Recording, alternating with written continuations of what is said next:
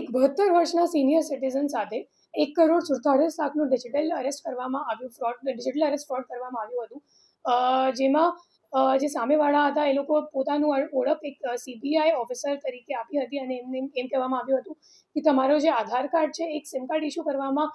Use કરવામાં આવ્યું હતું અને જે એ સિમ કાર્ડ છે એક મની લોન્ડરિંગ કેસ જે નરેશ ગોયલની ઉપર ચાલે છે મુંબઈ ક્રાઇમ બ્રાન્ચ દ્વારા, એમાં સંડોવાયેલ છે અને એટલા માટે તમારું જે આખું એસેટ છે એ ફ્રીઝ કરવાનું છે અને તમે તમારા જેટલા પણ પોર્ટફોલિયો કે ઇન્વેસ્ટમેન્ટ છે બધા લિક્વિડેટ કરીને અમે લોકો જે ખાતું તમે લોકો આપી રહ્યા છે એ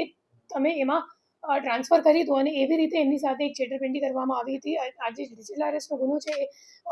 28 દિવસ સુધી ચાલતું હતું અને પછી પાછળથી અમે લોકોને બેંક દ્વારા ખબર પડી કે આ માણસ સાથે ખરેખર ડિજિટલ અરેસ્ટનો ગુનો બની રહ્યું છે અને પછી આ ગુનો દાખલ કરવામાં આવ્યું અને પછી ટેકનિકલ વર્કઆઉટ તરીકે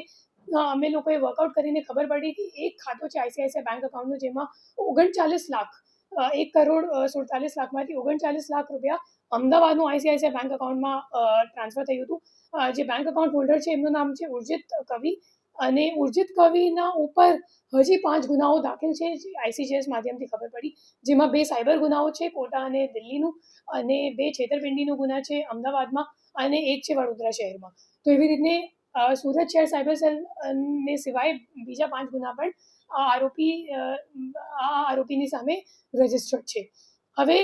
આ જે ડિજિટલ અરેસ્ટનો ગુનો બન્યો તો એમાં જે અકાઉન્ટ આરોપીનું છે એ હજી NCCRP આ અકાઉન્ટ ઉપર હજી 12 ફરિયાદ NCCRP ઉપર નોંધાયેલ છે, જેમાં 2,84,00,000નું ટ્રાન્ઝેક્શન કરવામાં આવ્યું છે અને હાલ બીજા આરોપીઓને શોધવા માટે અમારી પ્રયત્ન ચાલુ છે.